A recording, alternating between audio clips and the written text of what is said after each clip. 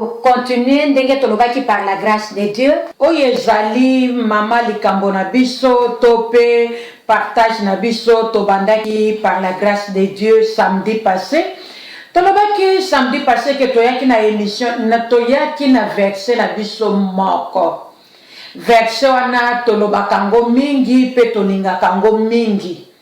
Ezali verset na biso tozwaki na Proverbe 18 pe verset 22.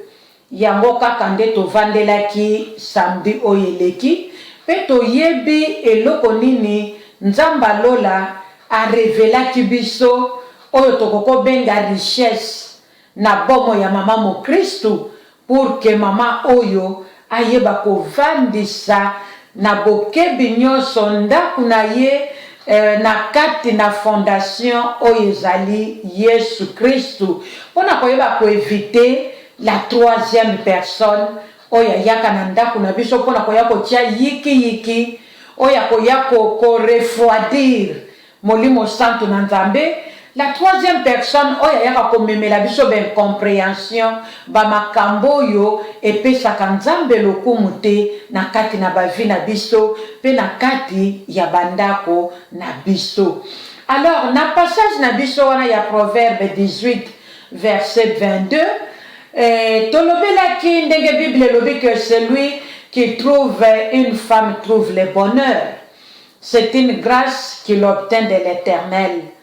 Tomekaki na kotalisa par la grâce de Dieu pour na koloba que bonheur oyo Bible ezolobela biso na Proverbe 18 22 ezali mbongo te, ezali matériel te, ezali kitoko ya mwasi, kitoko ya mobali te, eza kobota bana te, ezali vi ya poto te, ezali kosomba ndaku na poto te, ezali kosomba mutuka ya sika na poto te to pe na Afrique te to pe bisika nyonso ezwami biso. Me tomekaki na kotalisa que bonheur oyo Nzambe azoyebisa biso na kati na maloba na ye ezali kimia oyo mwasi azomema epai ya mobali na ye.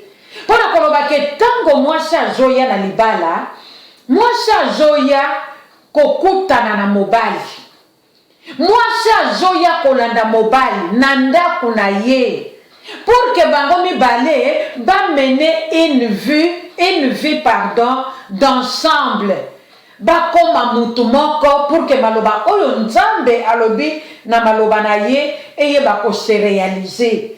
Alors na tango mwasi na mobali bazokoma mutu moko nde na tango wana mwasi azozala bonheur ya mobali.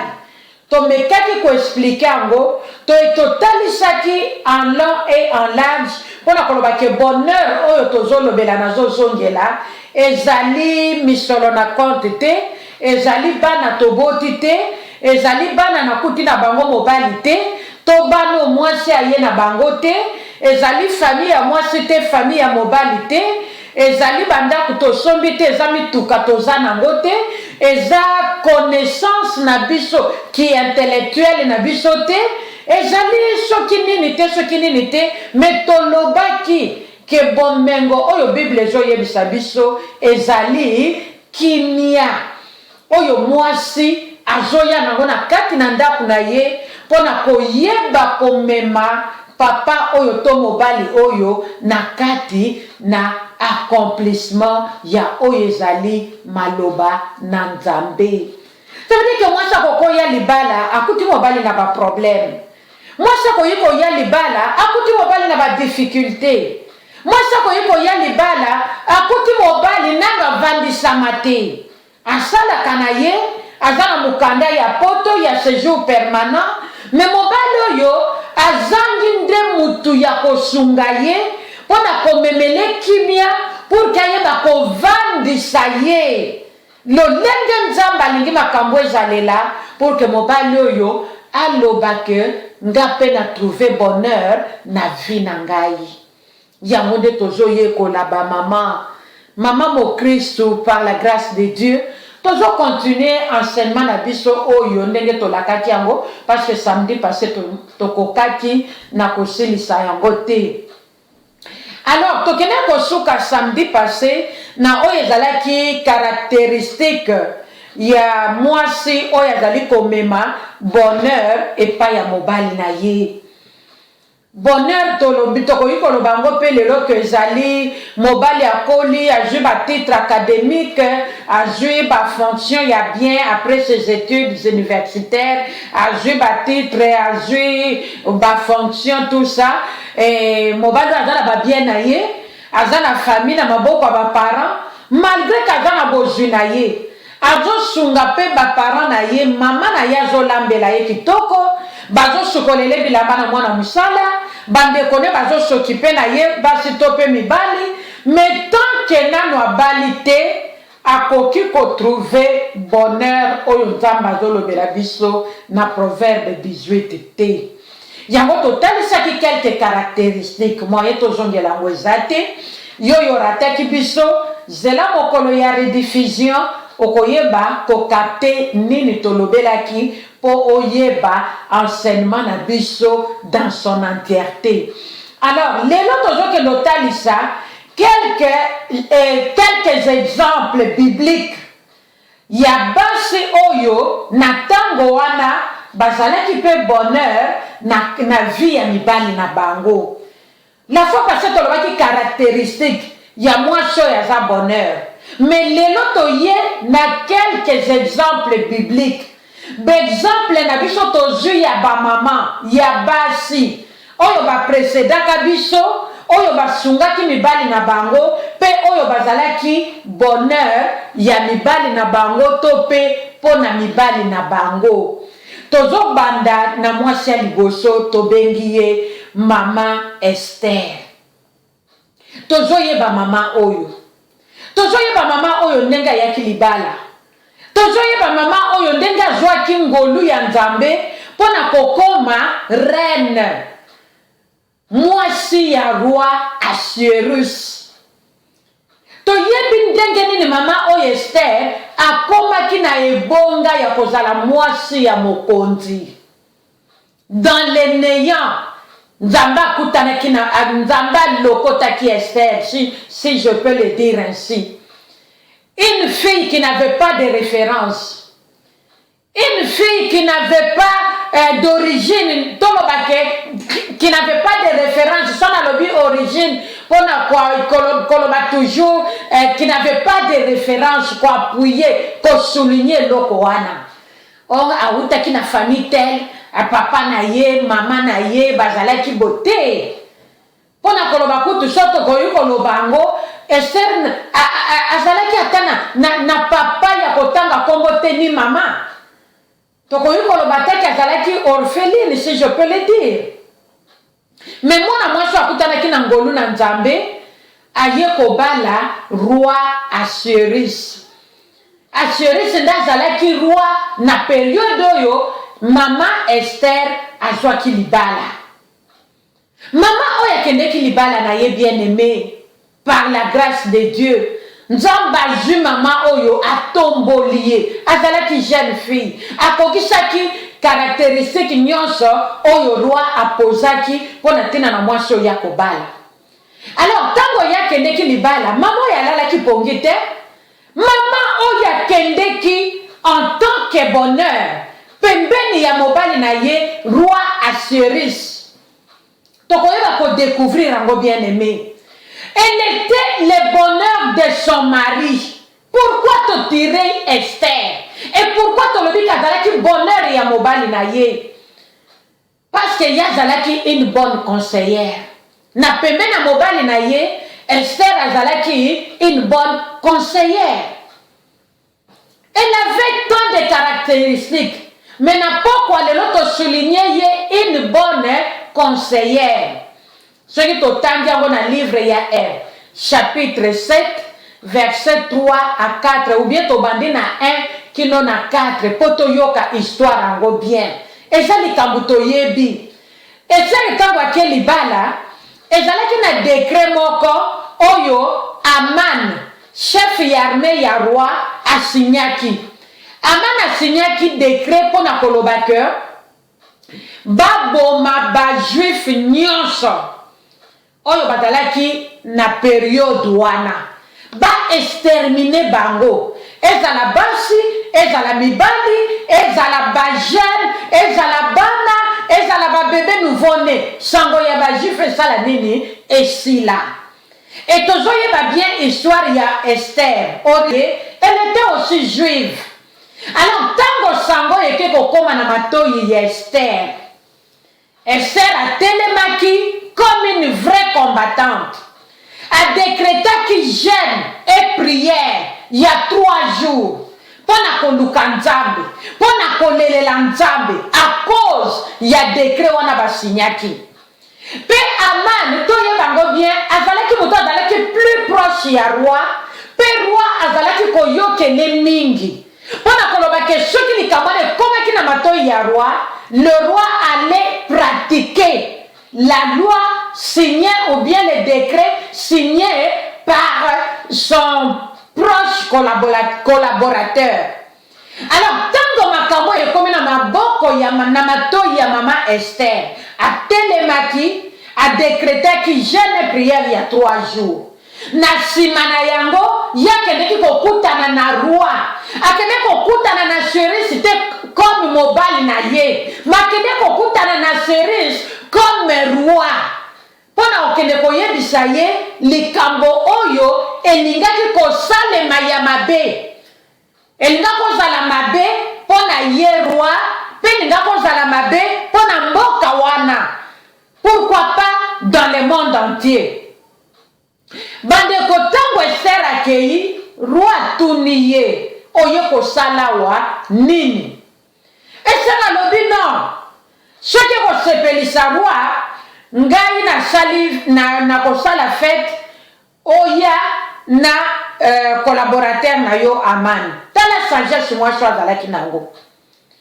Et roi lobaki na ye, Aman a kota na kata likambo na comme ça bakoya. Effectivement, dans 7 chapitre 7 esika topesi, soto bandi na verset 1 tigino na 4, tokomona que Aman na roi mobali Esther bakendeki correspondre na invitation Esther à lancelaki bango. Alors tango bakomi kuna, parce que la première fois que roi a posé une question à Esther, oye kosala wa nini, ce n'est pas le jour de rendez-vous. Oye nini, Esther a répondu qu'il n'était pas tout koloba likambo a fait. Alors mukolo likambo a fait koki, roi a posé, pe yebisa ki Esther mukola liboso. Alobi na ye nyonso yo kosenga, na kopesa yo même la moitié ya royaume. Wow! Esther alobaki te azelaki programme na ye ndenge ye azelaki yango. Alors, dans cette dame, tango baké pour répondre à l'invitation d'Esther, roi a posé les choses na kati ya komela vin, na kati na sengo ya fête, ndenge makomie zo yebisa biso na chapitre 7 ya Esther, na kati na sengo wana ya komela vin, na kati ya sengo ya fête, ndenge makambo ezalaki, roi a tuni lisusu reine Esther, Thomas Esther. Alobi, quel est ton problème? Quelle est ta préoccupation? Olingi nini? Nde Esther aye kofungolela roi. Alobi roi ndenge zaboye. Eza na décret moko basigné. Ngai mwati na soki ngala koki kozwa vie na nzela na yo, peuple nanga bazwa vie. Parce que eza na likambo moko esalemi basigné mikanda po baboma tous les juifs. Bandeko nanga na kati na likambo wana, tomoni ke Esther azalaki une bonne conseillère, pembeni ya mobali na ye. Alors mobali ayokaki Esther, pe soki to continuer na likambo wana tina mwa mosika nango, tokomona ke kufa oyo ezalaki destiné na ba juif, mais bazongisaki yango epai ya Naman. Soki Aman, parce que ye alingaki kokotisa roi na makambo. Soki conseil tokola mukaya mwaso Esther te, roi alingaki azo problème. Alingaki ya kosituka na dega ekota na mboka, likambo ya ayebaki mutu te, ayebaki pe makolo te. Awa tozomona ke Esther azalaki une bonne conseillère. Ça veut dire qu'auprès de son mari, elle avait apporté le bonheur. Ce qui manquait dans le roi, ce qui manquait dans la vie de son mari, elle s'était levée en tant que bonheur. Pendant que de fungole la mobile, les camo ya yeba quitté, les camo ya yeba quitté, les camo ya signé quitté, mais motomususo ya tchaki confiance, alingatia memaye na kati na catastrophe, si nous pouvons le dire ainsi. Tala moi si bonheur. Maman na poko lelo yozali Esther, to yozali nani. Awa tozoza Esther, une bonne conseillère auprès de son mari. Esther avait porté le bonheur qui manquait dans la vie de son mari, ba maman. Et nous connaissons yo mona comme faiblesse na vie ya mobali na yo. Et nous connaissons yo mona ka faiblesse. La pomo ya mobali no mama pour que yo moi si bonheur oyeba ko memela ye loko wana pour que papa wana yeba ko se retrouver pour que papa wana loba un jour que celui qui trouve une femme trouve le bonheur et c'est une grâce qu'il obtient de l'Éternel. Mama mobali ya yo akoyi ko loba ke yo posa bonheur lokola Esther. Tolili ni yo pesaka mobali na yo tango problème ebimaka mama. Tango yo yebi ke mobali na yo aza sous-informé na danger moko elingi eyela yo na ndako. Attitude no ezalaka ndenge nini? Comportement na yo ezalaka ndenge nini? Otikalaka ya kolala to otelemaka. Otelemaka na koluka Nzambe to otikalaka na bamakanisho ya yo moko na lolenge na yo moko yo ninga kopesa gloire na Nzambe to yo otikalaka yo moko. Bible elobi na biso ke Esther atelemaki abondelaki Nzambe soto bandi na ba ebandeli kuna ti ayebaki likambo wana adekretaki jeune bamama ti tokoma na chapitre 7 esika toza lelo mabandaki nani na kodekrete jeune alukaki na melongi ya Nzambe. Ba maman pour avoir la sagesse, pour kozala une bonne conseillère, et c'est que tozala basi ya jeune na prière. Tozala basi ya koluka Nzambe, basi ya koboya kolia komela. Tala na ba santé to komi nango, tala na minene to komi nango ba maman. Tozoza même pata ya ko contrôler ba tayo yo toza nango. Tikangana lia, tikangana mela, mama. Me conseil yo kopesa mobali na yo eko wuta wapi. Na kolia komela mama. Mozo koma mobali. Talanda kuna yo niveau ezali mama.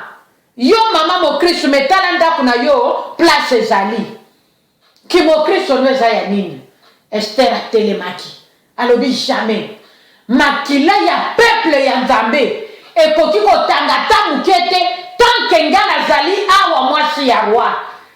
Esther avait vite compris que Nzamba joie qui est place à Zali comme maye pembeni ya roi pour na kopesa ye conseil. Mais ça na ba mame belé ba yebi eloko yote. Ya joye ba kaza wana pour na kolamba, pour na kosukola bilamba mobali, pour na ko repasser, pour na ko bongisele ndako. C'est bon.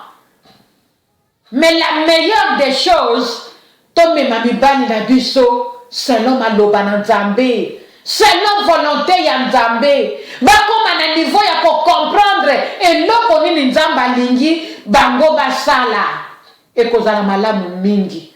Bien aimé, c'est la même situation oyo tozo traverser. Bandeko na biso ya Congo, ya Nigeria, ba Zimbabwe, tous les pays africains tout autour. Oyo bakimi na Afrique du Sud ba mama. Tomoni ba vidéo te. Ndenge nini bandeko na biso ba Sud-Africains, les noirs comme nous. Ndenge bazombo ma biso lokola ba soso. Ndenge bazombo ma biso lokola ba mwa ba mama. Maman mon Christ, tango zomona ba image ya boye. Et sur le melu le côté maman. Maman, tu ne peux pas décréter le jeûne et la prière. Maman, on nous que l'on y a Nzambe. Tout nous ensemble volonté ya Nzambe ba maman. Biso toza ba bonheur. pesi biso bandeko na biso bazosouffrir yo vandi ozoloba na famille na nga moto aza kuna te likama yango ezwi famille na nga te mais sœur atelemaki ce n'était pas pour sa propre famille, ce n'était pas pour sa famille biologique matelemaki mpo na peuple ya nzambe bamama. Nous sommes tous africains bamama. Bavideo ezotambola tozomona batu balali on dirait bangulu na se nzoka batu tozomona ndenge bazotia batu moto bamama okanisa blague baye mpe na libaya babakisi likolo o motema ndenge nini mama mokristu mama soki yo ozwi décision ya kotelema koluka nzambe te nani akosukisa likambo oyo soki kaka bolingo ya nzambe alola te bamama. Nani akosukisa likambo ya Afrique du Sud et ce n'est pas la première fois soki nga na yo tozwi conscience te ya kozonga epai na nzambe lolenge ya mwasi oyo Ester mpona kokende kokutana na président wana koyebisa ye vérité oyo ezali la parole de Dieu. Mama, qui arrêtera mama bamakambo tozomona moto nzambe akelia sa ressemblance moto akomi kobonga moto lokola nyama moto azoyeba te que la mort existe moto azoyeba te que la vie est sacrée. Mama mokristu likambo tokende kosuka nango wapi? Ester atelemaki ake kokutana na roi na moma oyo akokai kokutana na ye te. Roi lobi likambo nyonso kosenga ngai nakopesa yo la moitié du royaume, nakopesa yo katikati ya royaume. Mama, est-ce que pona yo pe est-ce que mobali noko yiko loba teke na likambo yoko yebisa ngai? Ça veut dire que cet homme-là attendait la sagesse d'Esther quelque part. Malgré qu'il y avait des problèmes, mais que moi, je de n'importe quoi. Il y que moi, si la minute au boy. Ah, il y a un makambo malonga. Oyo koyeba ko wumi sanga na kiti na bokonje nanga. Oyo koyeba ko vandi sanga bisusu pe mokili balinganga, peuple nanga balingangai. Mama yoza wapi? Est-ce que ça bonheur? Ya mobali no mama. Mobali no ko beta tolo lokola roi Assyrus. Que mama lobana yoka. To akolobana yoke kende kuna makamnyoso yo lobakeza ka di n'importe quoi. Tozo kende to yena quelques exemples. To lobi que Esther azalaki une bonne conseillère auprès de son mari. Mitala mama. Est-ce que yonanga tozaka ba bonne conseillère pour na mibali la biso? Pour l'église nzambe? Pour toza la bonheur toté. Exemple la mibali tozo Déborah. Moi so to oti kolobela ye kala mingi te. Ya zalaki mwasi ya lapidote. Mobali ne komone zalaki lapidote. À part wana azalaki na titre na ya académique azalaki juge. Pe azalaki na titre parmi les 5 ministères, ya azalaki prophétesse ya Nzambe. Ezalaki na mboka Israël. Toko kotanga passage na zwi ya Déborah na Juge 4 verset 5 à 6. Bible ezotali biso na 4 ya Juge 4 que moi sur Déborah azalaki leader en même temps azalaki mosangisi rassembleuse pour na peuple na ye. Déborah azalaki leader atelemaki ye moko na kati ya likambo yango. Déborah atelemaki comme une mère atelemaki alobi likambo ya minyoko ya bana na Nzambe ekoki kosuka boye te. Mokonzi mboka atelema na 900 chars ya combat na batu baza meme pana munduki baza meme pana mbeli bayebi kosimba mbeli te bayebi kosimba machette te ba oyo baza na 900 chars. Déborah telemaki, une maman comme toi et comme moi. Voilà une leader. Moi c'est Seigneur telema comme une leader. Maman, bonheur na yo oyo nzaba lobi que moi ça da bonheur. Maman Seigneur telema.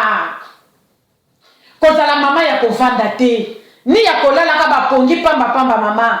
Telema pour na bonheur yanda kuna yo ma sœur. Deborah telemaki comme une leader. A telemaki pas sangisaki.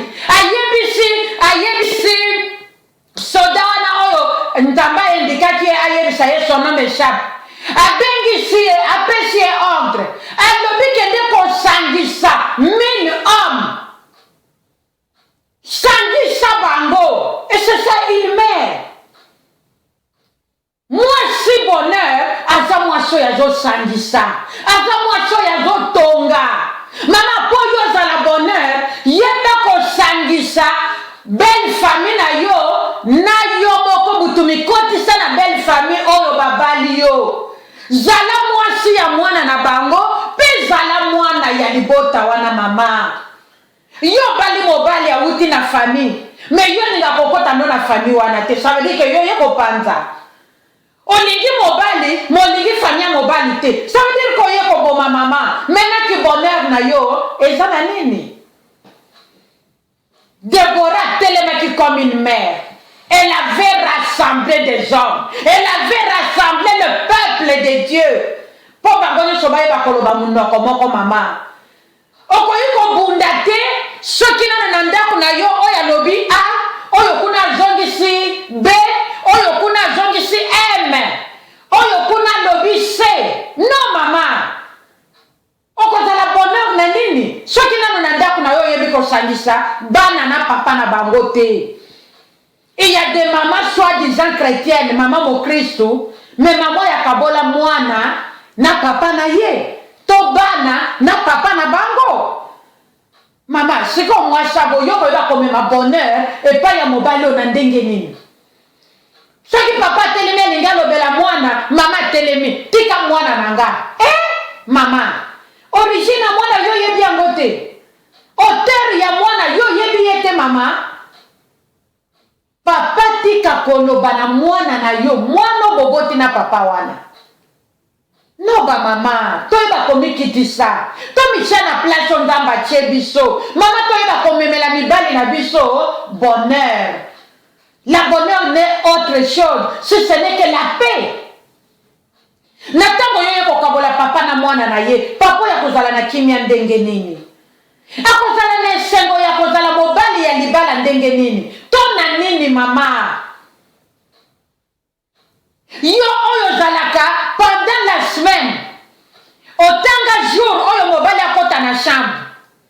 Ezana ba jour mosusu mobali akoyiko kota na chambre te. Soit disant que moi c'est dans la prière. Hey, maman mon Christo.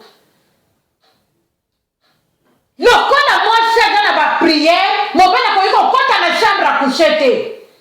Mobali abimi fazer na salon. Maman, yo za bonheur na nini yango? Oyo komemela mobali abatu ba problème. Oyo komemela mobali abatu ba problème mama. Ba prière ngo nini yo do sala, mobali akoyiko kota na chambre à coucher te. Même soko zo lukela ye loko nini yango. Mama, ekomama na Bible yo wapi? Chaque semaine, il y a des jours où on va la chambre à coucher et il y a des jours que l'homme ne peut pas. Atikali fazer dans le salon. Non, bah maman, tout ça l'attention. Ce n'est pas comme ça. Zamba le bi moi ça va bonheur. Tika mobali na yo ACP là. Que depuis na kutani na moi yo, ngana za bonheur. Maman, même ceux qui ont gagné salaire mouké, ce n'est pas le salaire qui donne la vie. Mais c'est ce qui est dans la femme. C'est ce que le bon Dieu a mis dans la femme qui fait le bonheur de cet homme. Maman Nzamba plaça yo na azar te pembe na mobali na yo mama. Okokai kopala mobali oya lukaki yo fiancé muto liboso. Mena ye simba kite. Olobaki non. Tango deuxième, troisième aye, olobi oui. Mobali a vu nanga ye. Mais maman, je peux dire ça mobile wana s'il te plaît. S'il te plaît maman. Mateya nyonso yozo yokozo sala nango nini ndeko mwasi. Et donc on yozo sala na mateya nyonso yozo yoka maman. Celui qui trouve une femme trouve le bonheur. Bonheur ezali kosangisa na kati ya kosangisa na kati ya kozala leader kozala dirigeant mobali aza chef me nga nazotelema mpona koyeba kooriente ndako na nga nayeba kosunga mobali na ngai na nzela bana na nzela ya ekonomi na nzela ya vie chrétienne na nzela ya marche chrétienne bamama mwasi atelema yeba kosangisa belle famille na ndako na ngai famille nga mpe na uti na mobali na ngai na bana na biso les deux familles esika touti ekoma famille moko toloba langage moko esika mwasi auti basepela na kobalisa mwana na bango na papa Antoine esika mpe mwana ya mobali auti basepela na kokutana na mwasi ya mwana na bango Jeannette ekozala esengo mingi bandeko na ngai mwasi bonheur azoya kosangisa bonheur ayaka mpona kopanza te bamama tozwi exemple ya Deborah awa tolobeli ye en tant que une mère en tant que une rassembleuse mama yo mpe ezala leader mpe ezala mosangisi na kati ya ndako na yo exemple ya misato tozokende na Marie mama na Yesu na Marie mama na Yesu tokotala bonheur ya Marie ezalaki wapi wow awa so totangi na kati ya livre ya Matthieu chapitre 1 verset 18 kino na 25 Bible ezotalisa biso pureté na sainteté ya Marie Bible ezoloba na biso ke Marie azalaki une jeune fille vierge ayebaki na ye mobali te to ayebaki mibali te me ye nde Nzambe apointaki ke na nzela ya Marie Yesu abotama mama yo so mwana na mokili awa mutu ayebi mobali te makumba zemi Marie akumba zemi na ya molimo santo bamama par la puissance du Saint-Esprit elle avait conçu la preuve en est que ceux qui t'ont circulé dans l'évangile tokoti na Matthieu tokoti na Marc totali Luc totali Jean okomona bango basouligner mpona koloba ke Marie atunaki Angelou ayebisi alobi me yango kosalema ndenge nini nga nayebi na nga mobali te Angelou arépondre Marie alobi na puissance ya molimo santo Marie asukaki na koyebisa ange ke mosali na Nzambe ngai oyo osala na ngai ndenge olingi Adam Marie nous voyons la pureté tozomona bopeto tozomona bosantu kati na Marie mwasi bonheur esengeli azala peto mwasi bonheur esengeli azala lokola Marie mama na Yesu une jeune fille na âge oyo ya kosala vie mais Marie atangaki makolo na ye Marie atiaki ciseau na makolo voire même na kati na pureté pe sainteté na tango tozotanga histoire ya Marie tozomona ke Marie atikalaki même pas qu'on se justifier et pas ya fiancé na ye Joseph parce qu'elle était déjà fiancée à cette époque là Joseph ayebi ne mwasi te azozela le jour J azozela le jour J azozela la nuit de miel mais loko akokamwa likambo asomo bamama Joseph amona kaka zemi ya Marie ezopusana zemi ya Marie ezopusana libumu ezoya monene libumu eza Joseph alobi te mwana mwasi onga na nsimbi ye te mwana mwasi oyo toyebani na biso nzoto te bongo makambo nini nga nazomona Joseph vya mobali ya malonga alobi no nakosambwisa ye te nakodispose ye na danger te me na mayele nyonso nga namoni kaka nabendana mwana na mwana bendana natika ye na kimia akontinue vi na ye ndenge ye aponi kosala yango akontinue vi na ye ndenge asepeli komemela yango na kati na kozwa badesizio wana le même ange azongeli Joseph ayebisi ebomba mwana mwasi na yo asali ne mobulu te zemi wana aza nango ezali na nzela ya puissance ya molimo santo eza nango zemi ya mutu te bandeko tozomona pureté ya Marie pe tozomona sainteté ya Marie. Pona koloba leçon lokola moko pe ya basi parmi basi tozotanga na pokwa lelo na kati na Marie to souligner pureté na sainteté. Mama mo Kristu eza malamu oyeba maloba na Nzambe. Mama mo Kristu eza malamu oyekola na motema moko maloba na Nzambe. Mama zala na bizaleli ya maloba ya kotanga maloba na Nzambe, ya komedite maloba na Nzambe, ya kotanga ngo komedite kotia na misala pour que tozala basi na modèle ya Marie mama na Yesu Masiya. Bonheur na kati ya Bible na kati ya ndako ko soki mwasi ayebi maloba na Nzambe aozala bonheur ya mobali na ye, akoyeba koapporte bonheur pembe na mobali. Mwasi ayebi maloba na Nzambe akozala na phénomène to pe opération mai na munoko ba mama. Likamo ya mai na munoko foto sale lango ba témoignage ezebele.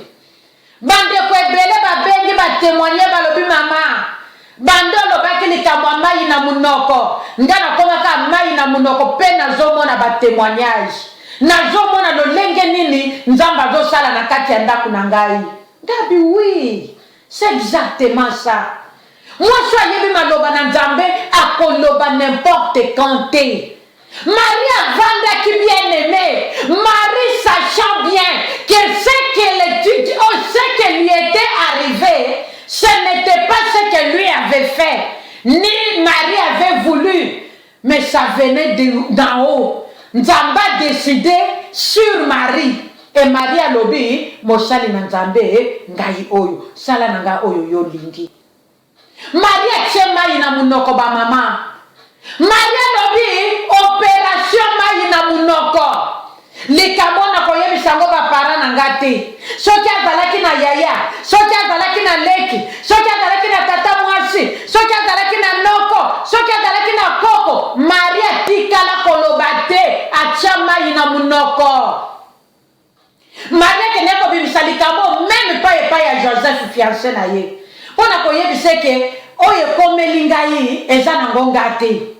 Kende koloba likambo na famille na yo poso ba moninga na zemi bamona nga mwasi mabete eza na ngonga te. Maria kamatama ya chana munoko azelaki défense na ye ewute pai na Nzambe auteur ya grossesse na ye. Mama toye kola ko chamai na munoko po biso tozala pure ba mama toyeba ko chamai na munoko muto azana mai na munoko koyeba koloba te. Mama opération mai na munoko. Mama mo Kristu to bengami na opération mai na munoko ba mama. Na fungola munoko na ngai quand il faut parler. Na fungola munoko na nga na tango esengeli na loba. Oye kobima na munoko na ngai tonga. Oye kobima na munoko na ngai pesa Nzambe lokumu. Oye kobima na munoko na ngai kumisa Nzambe. Oye kobima na munoko na ngai ezongisa mobali na ngai na nzela. Opération mai na munoko. Mama mo Kristu poyo zala bonheur. Mama une des caractéristiques ya basi ya Bible. Maria talisi biso pureté na ye, pas talisi biso sainteté na ye. Même na radio na biso pain du soir, sainteté à l'Éternel. Mama, ponga na zala bonheur, na yeba ko banga Nzambe, na yeba ko craindre l'Éternel notre Dieu, na yeba ko banga celui qui m'a créé femme. Oya lobiki ngana za bonheur. Et ça va le outil na munoko mutute, mais c'est la parole de notre Dieu que nous devons accepter et que nous devons mettre en pratique. Ba maman, moi si bonheur et Seigneur azala pur, paix azala sainte liboso na Nzambe, mais ce n'est pas ce que nous vivons aujourd'hui. Na kokota kunate. Mais na ko fungola ka moi parenthèse mukie. Ezana bikolo mususu ba mama na kati na Bible makamwa bikolo ezate ou bien na lingi Nzambe ou bien na lingi Nzambe te. Ezana bikolo mususu ba yebisi yo balobi mwana na biso aza mwasi mpona mobali moko te yebaka ndenge obali ye wana yebaka kobota na ye ndenge alingi bafamille ya mwasi bazoyebisa mobali eza mpe na bafamille ya mobali bazoyebisa mwana na bango ya mobali mama na mosala nzambe tomoni ebele mpe tokutani na ebele mama biso tozali oyo nzambe alobi ke tozali oyo mokili ezotalisa biso yango te mama nzoto na yo oyo ezali temple ya nzambe okende kopesa yango mibale misato mpe na kati ya ndako yo ozoyebake mwana oyo aza ya tata oyo te ozoyebake oyo na oyo baza bandeko te mama ça c'est la sorcellerie et mwasi ya modele wana bonheur nini yo komemela mobali yebisanga bonheur nini yo komemela mobali eza na mibali mosusu balobi na coutume na bango esengeli mwasi akende koluka mwasi aza yanga na ntango aza na ndako me na ntango abimi na balabala ekomi onikoso na si nalobi eloko wana balobi onikoso ça veut dire ata na kikoso akokozwa ne mobali mosusu amema ye ata na kikoso l'essentiel azwa mbongo ntango bakosilisa akende osomba biloko amema na ndako alamba tiela mobali na mesa mama na modele wana yo kozala bonheur ndenge nini meme soki nauta na ekolo wana me nga na kosalela yango te nga naza mwana na nzambe ya mwana na memi nkombo ya mama mokristu bonheur na domaine nyonso ya vie marie azalaki pure mpe azalaki sainte nzambe atrouvaki ye digne yo mpe lelo nzambe akoki kotrouve yo digne na miso na ye mama mokristu nzambe akoki kotrouve yo digne mama mokristu mama ya fin du soir nzambe akoki kotrouve yo digne abetelo tolo lolenge abetelaki marie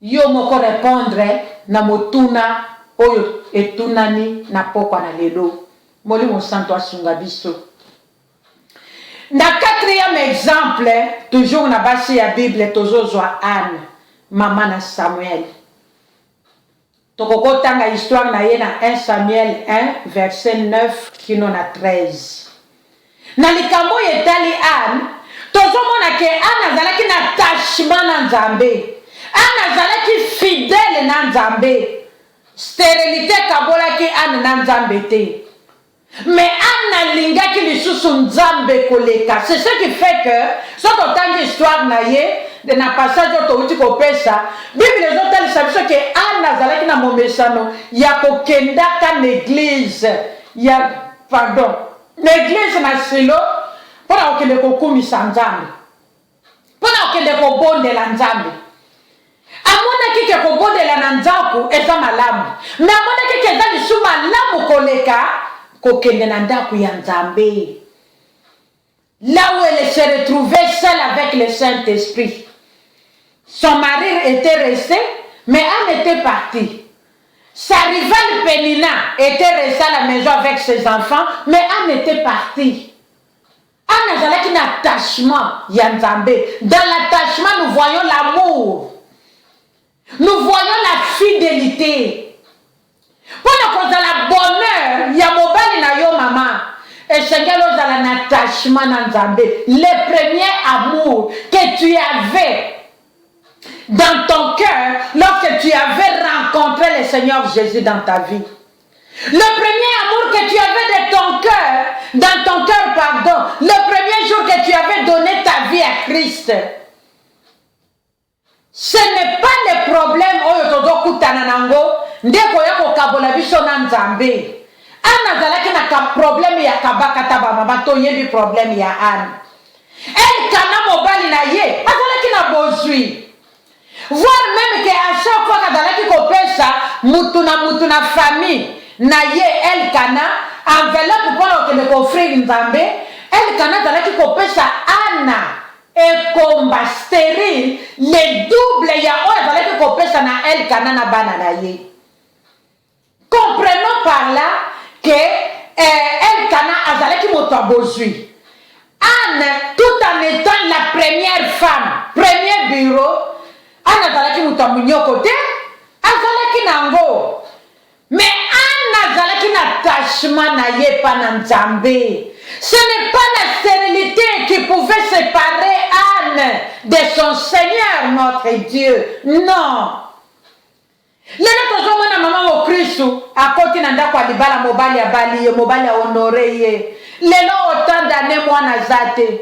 Autant d'années mamo ya yebi ndenge zemi ezalaka te. Mamo yo nano ayoka ndenge baninga balobaka te ke na tango azemi na yoka kaposa ngai na yoka kaposa ya manga bibesu na yoka kaposa ya safu na yoka kaposa ya kwanga na kokaka semul te na koka pomme de terre te nga kaka kwanga te na kobota bamisu balobi na kokaka nanga posa ya mbisi te mbisi nyonso na koyoka ye zei ata bolambi ndenge nini nakoka te fona sanza ana yebaki na eloko wana te bible elobi te mbula boni asalaki na elikana mais ya vérité ezaki basalaki bambula ebele parce que bible ezolobela na bana ya mbanda ya Ana Penina kazalaki na autant d'enfants mais Ana azalaki na mwana ata moko te bamama.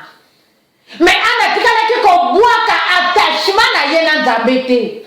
Atikalaki toujours kozala fidèle na Nzambe oyo apesaki ye mobali na kombo ya Elkana. Mama yo ningo ozala bonheur ya mobali na yo. Mais zala mwasi lokola Anne. Mwasi oyo alingaki losambo. Mwasi oyo alingaki Nzambe. Mwasi oyo atikalaki kochola Nzambe te. Pona kobanda kopose Nzambe ba question. Nzambe pona nini? Pona nini ekomeli kaka nga? Nzambe ilifale kutopimela mbanda na nga oyo babali honore nga na kopesa nga mabota. Ana asalaki prière wana te. Asalaki yango te. Mais Ana zalaki a persévérer na kati na bolingo na ye na Nzambe. Elle avait gardé son premier amour na Nzambe oyo ba mama. Lelo yo biso tokamati premier amour tobwaki pembeni. Tokamati Nzambe oyo totiki pembeni. Biso moko totelemi na effort na biso tosepelisa mibali na biso. Voilà pourquoi les problèmes nous entourent. Au lieu de luka Nzambe davantage, mais biso totelemi tokende koluka ba solution na ndenge na biso. Okomona soi-disant une maman mo Kristu. Maman yazokendo luka mandona na 0R. Maman yazokendo luka tata wana. Oya Alexaka bato na sama kolo na 0R. Maman yazokendo luka papa wana. Batata wana. Oyo ya yoka saboke soki kaka jimwa silelo na zemi kokota. Mais yo no bioza mo Kristu mama. Pona nino zosala ngona polete. Ozo la 0R. Peut-être yo yemsaka mobali na yo kena kesika boye. Njoko leki na yo kuna. Okenda kokumba libaba zeme na yo kuna. Na basheri na yo yakala. Na batata wana batwa soloka mama. Ozome mabazeni ya ndengwana na kati ya ndako. Mendenge nini yo kozala bonheur. Tala lelo pano boboti. Soi-disant boboti na mobali. Njoka mobali ayebi na yo kutu origine ya bazeni yango te. Mais tala résultat ya bano zana bango na kati ya ndako. Bonheur nini yo memi pembe na papa wana. Mama yo zana problème à conception. Tel exemple à suivre. Ana tingama kina Nzambe. Kino amona kiloboko na Nzambe kosala. Ana za modèle. Ana tikala ki ma mama attaché na Nzambe, azalaki fidèle na Nzambe. Kino amona ki Nzambe kosala. Fidélité n'attachement.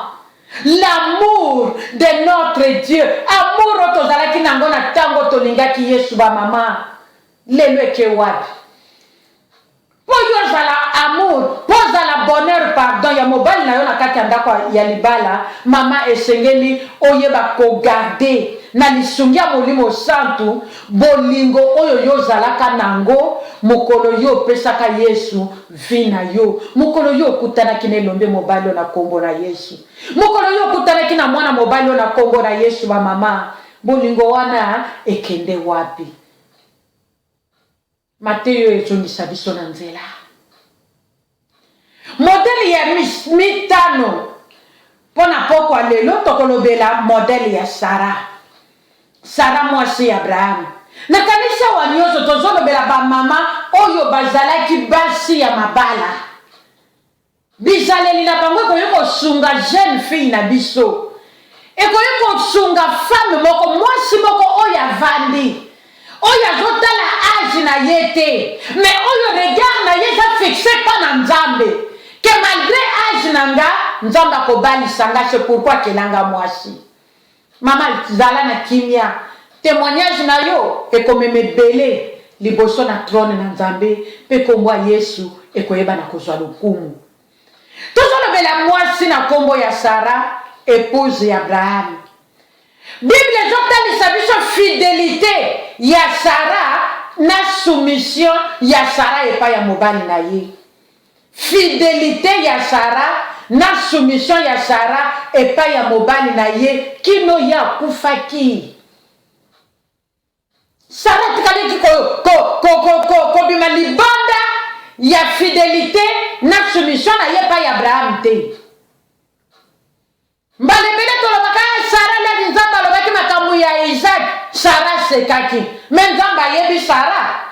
Tokoyeba kodécouvrir mwana poko lelo pe kosala biso malamu. Nakoyeba nakosepela natanga yango parce que eza likambo elekaka biso wa. Nakotanga yango po tolobaka ke Sara sekaki azalaki d'accord na makambo Nzambe alobaki te. Nzokande Sara azalaki na kati na plan ya Nzambe, Nzambe ayebaki pe Sara. Tozotanga yango na lombangu na Genèse chapitre 21.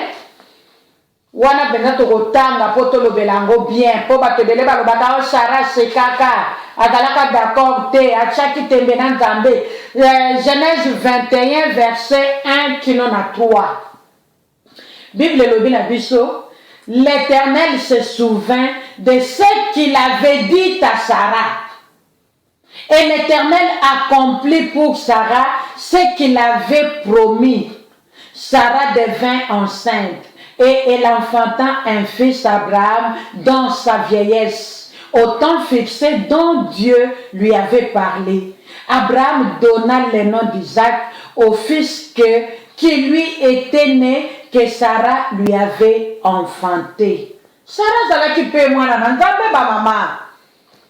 Awa Bible ezotalisa biso ke Nzambe akaniselaki Sarah na oyo ya lobelaki ye. Ça veut dire que Dieu avait parlé à Sarah. Nzambe sukaki na kokanisela Sarah. Sarah komaki na zemi pe Sarah abotelaki Abraham mwana na kimobange na ye. Na tango Nzambe ye moko afixaki pona na Sarah. Pe Abraham apesaki mwana wana kombo Isaac, mwana oyo Sarah botelaki ye. Ba mama, tozala basi oyo toza fidèle na maloba na Nzambe. Pe tozala basi oyo tozali soumise.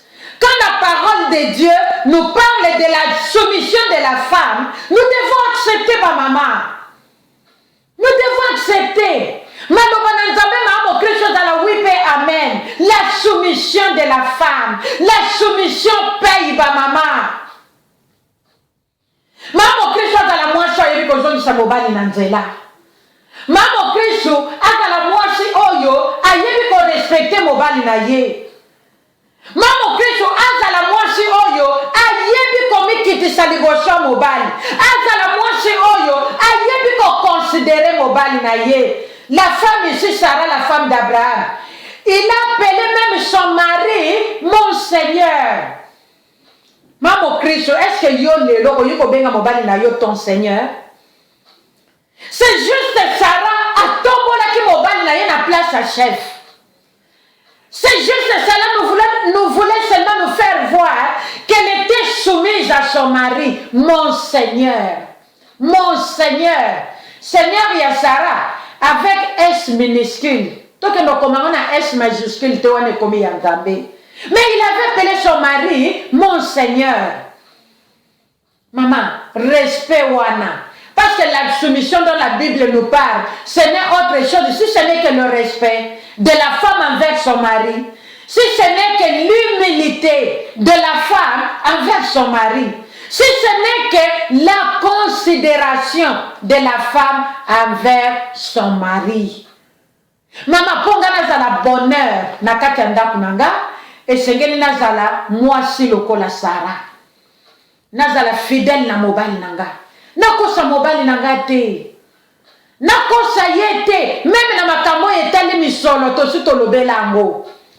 Mama na nga bengi aza na nzala, yo koti okamati budget ya ndako otindeli mama, mobombi koyebisa mobali na yo. Mobali akomi komona kake na mesa ekomi kake épinard. Mwa matembele eza te, mwa ngaingai eza te, mwa soki eloko nini eza te, ekomi kaka épinard. Kaka na matungulu otieli ye. Mobali soki ameki koloba boniko opesa nga combien? Mama mo Kristu. Wapi respect? Moi so dana respect mobali na ye. Moi so dana considération mobali na ye. Moi so dana bolingo mobali na ye. Akoyi ko répondre mobali na ye insolemment. Na modèle wana, ça c'est l'insolence, manque d'éducation. Boni bisanga ba maman, mais c'est vérité, c'est ngalito. Quand une femme est insolente envers son mari, c'est le manque d'éducation. Biso ba mama ya lelo to yeba ko boko la bana na biso, to pesa bango éducation ya Nzambe. Tout est dans la parole de Dieu. Pour que bana tango to ko balisa, et ça na ba mama mso to sto ba ko balisa ba mama. Bana na ba ke mabala na éducation ndenge nini. Oyo yo zanango ya ko répondre mobali insolemment. Amo Kristu. Tozala fidèle na mibali na biso, pe tozala soumise envers bango pour que biso tozala bonheur. Ya mibali na biso et kozala bien. Kombo Yesu ko yeba kozwa lokumu na ba belle famille esika to baleli, na ba famille esika to uteli, na ba camarade ba yeba kabiso, na ba oyo to yoko kutana na bango pe lelo, ba ko yeba ko luka Nzambe o ya biso. Voilà pona okende ko sukisa likambo na biso ba mama. Lokola conseil, na koyeba koloba boye ba mama, na komikitisa nyonso pour que Yesu ayeba kotombwama. Na koyeba koloba boye ba mama na oyo tolobaki depuis la semaine passée, na lelo tosukisi makambo na biso. Tokoloba ke mwasi mo Kristu azala oyo azali na objectif ya koyeba ko rendre mobali na ye heureux. Moi, c'est mon Christ dans un objectif. Na luka par tous les moyens, na lisungi ya molimo santo. Na yeba ko atteindre objectif nangai ya na sepelisa mobali nanga. C'est tout ce que nos maris attendent de nous, ba maman. Mais bani na biso bazozela kaka sengo biso to ba ko communiquer bango la joie de vivre en couple ba maman. Soki ngana to memeli mibali na biso esengo te, nena ko memela bango esengo. To si to lobali kamwa basa kisangani ba yebi kutu Yesu te. Masuwa ezo tele makaka boye ba mama wana na courage na bango ya bozoba ya kindoki ya Yesu kutu te. Bakomi ko bwaka bakitambala na bakingo ya mibali. Oyo yangai, mobali pa mutiki mama kei. Tango akoma kuna mwaso ya tombole lokolo, azonika ye lokolo lokola bebe. Lokola mobali komi lokola ya bebe. Lokola mobali komi lokola ya mbembe. Mama yo sala kango. Mais yo za mwasi bonheur mama. Boni yoko simba lokola mobali na yote. Oni kango parce que yo yebi Yesu. Ya Yesu koleka ya mwasi kisangani mama. Yesu akeli biso na différentes provinces. Ba différentes provinces to uteli. Basi kaka basa kisangani jamais. Na ba Congo basi bazali. Na o Congo basi bazali. Na Kasai basi bazali. Na Bandundu basi bazali. Na Shamba basi bazali ba mama. Yesu ya yonanga tozo chanye wapi. Problem nini yoza nango. Osimba pelikola papa. Osala otienne. Okamati mwa citron tiena mai. Ozu mwa linuka. Ozu libanga. Comme au pays. Ozo nika pelikola mobali. Mama. Osili so pamusi ne chimère. Okamati pe mwa crème wana. otie na lokola papa ekosala bien maman. Moi c'est bonheur aza mwasi oyo ayebi kocreye ambiance ya kitoko na kati ya ndako na ye. Mwasi bonheur aza mwasi oyo aza déterminé par la grâce de Dieu ya koyeba koaccomplir ya koyeba koatteindre objectif na ye oyo nzambe atieli ye pembeni ya mobali na ye. Mama ndenge tozoloba boso bomoni nga nde na toki nzambe asimba motema moko na pokwa lelo. Motema moko nayebi ke makambo boye bamama basepelaka te me nzambe alola azosepela mpo ayebi ke mama aza nango besoin. Nzambe alola azosepela ayebi ke mama aza nango besoin. Mama simba lokola papa nika ye na libanga na talon wana tala talon ya mobali no ekatana comme un villageois mais pourtant boza awa na Europe. Mama yo moko koma kotala likola papa lobi likola ngo kele mais mobali no te mama yo za moitié na ye. Ça veut dire que ton propre corps tu n'arrives pas à soigner ton propre corps. Bako fingolo mobali bako sekelo mobali mama yo za bonheur joie conscience salelango yo komona. Tolobi awake, moi si une femme amoureuse de son mari doit tout faire par la grâce de Dieu pour rendre son mari heureux. Ne fora mutute, na mayela mutute, mais na bisunga molimo sens. Parce que verset na biso lobi, celui qui trouve une femme trouve le bonheur. C'est une grâce qu'il obtient de l'Éternel. Maman, sale la grâce wana. Mobalo ya mona qui n'a trouvé grâce na miswanzambe. Po ayeba pe kokumisa nzambe. Car makambo nyoso tozosala wana ba mama, objectif nango eza nini? Na nyoso tango mobali mimoni kaza heureux. Mobali lo ya kozala égoïste te, ya kovivre besengo wana kaka ye moko, akolinga pe a réprocité yango epai ya mwasi na ye. Mais la première des choses, yo mama banda. Soko sali par na yo, papa koya kozongisela yo na deuxième tour. Soki mama sa zongisi a gagné motema ya papa. Tango papa koya kozongisa, mwasi nda gagna kebele. Mwasi a gagnaka. A kozala toujours la première personne. Avant papa bima libanda, akende kosunga, ba camarade, famille na ye, belle famille, ba voisin. C'est d'abord la femme. Tout le monde a mibalo yo bazali heureux. Tout ce qu'il fait, ah bon, mais la mwasi n'était. Azaka chérie, je veux faire ça. Chérie, je veux faire ça. Chérie, je veux faire ça. Nyonso zoleka na maboko ya mwasi. Mama, yo sala par na yo, le reste nzamba lola koyeba kokota na likambo wana, pe koyeba kosa, kolongisa yo. Parce que na tango papa komi ko réprocité pa ya mwasi, papa oya kotika la fidèle na mwasi na ye. Papa oya kotika la amoureux ya mwasi na ye. Papa oya kotika la confident ya mwasi na ye.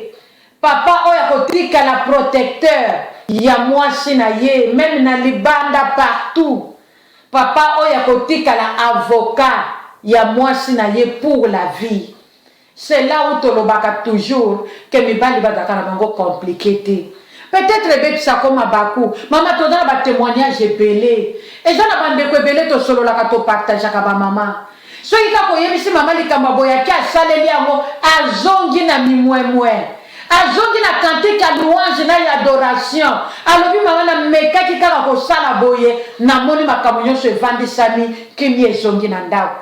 Bande ko tango tozo témoigner boye Yesu azo sepela na kokela biso basi. Azo se retrouver na koloba ke na sala ki erreur te na keleki bango basi na tina tala lelo o bazo sala pona ngai. Ba mama na kanisi ke tolobi ebele esungi biso nga personnellement esungi ngai na jui par nanga na oyo tolobi na jui par nanga na yebi ke yo po jui par na yo molimo santo nzamba sunga biso to komi na suka pona lelo abandaki na biso pa sukisi na biso tika kombo Yesu eyeba kozwa lokumu na bandaku nyonso oyo elandi biso na oyo ekoki kolanda biso na mokolo na lelo te. Bandeko tokomi wana na suka pona lelo tozongi wana pona koyeba kopambola kombo na Yesu ndenge asungi biso par sa grâce.